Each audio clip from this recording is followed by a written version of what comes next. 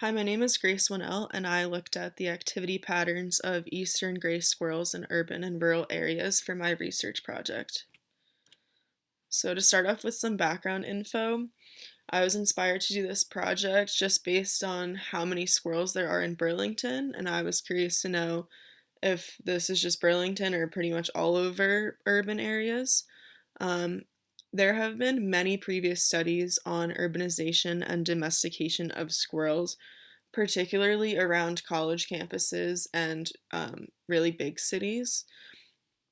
Urban and rural locations reflect a different amount of human contact, and so we can observe the differences that location has on squirrel behavior. And I thought that this would be something interesting to research.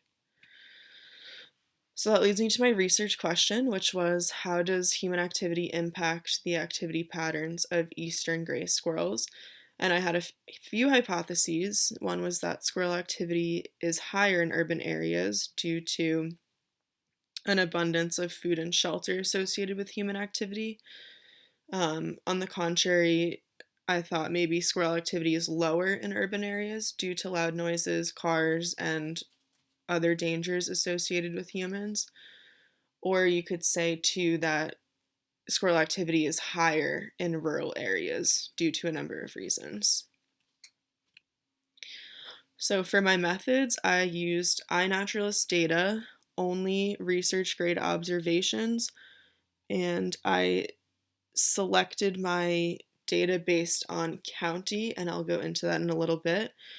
I used uh, 2014 to 2019 data, which is 5 years, and I just didn't want to deal with COVID data, so that was my time frame.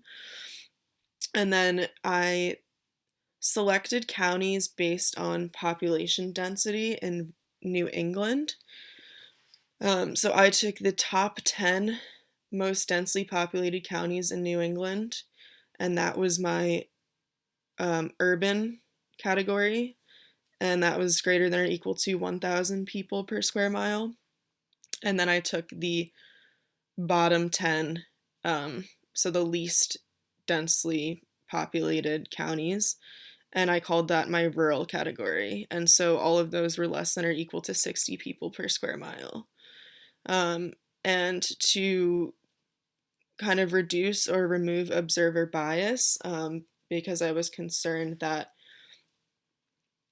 if there's a lot of people in the cities and there are going to be more observations. So I created proportions. So I did the number of observations divided by the number of people per square mile, to kind of get a more accurate understanding of observations that were seen. So for my results, if you're just looking at total observations, there were more seen in urban areas.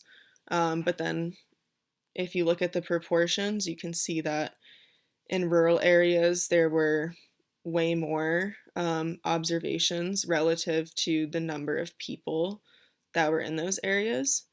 And I don't know why it's not showing up, but there is an outlier, and that kind of skewed the urban data. So when I did a t-test with the outlier, p is greater than 0.05, and then when I did it without the outlier, p was less than 0.05. Um, and so with the outlier, the t-test was not statistically significant. Without the outlier, the t-test was statistically significant. So squirrel activity was lower in urban areas and higher in rural areas. And I'm pretty sure the outlier is from a county in Massachusetts where there's a ton of colleges. So I was thinking that there's just a whole lot of observations in that county.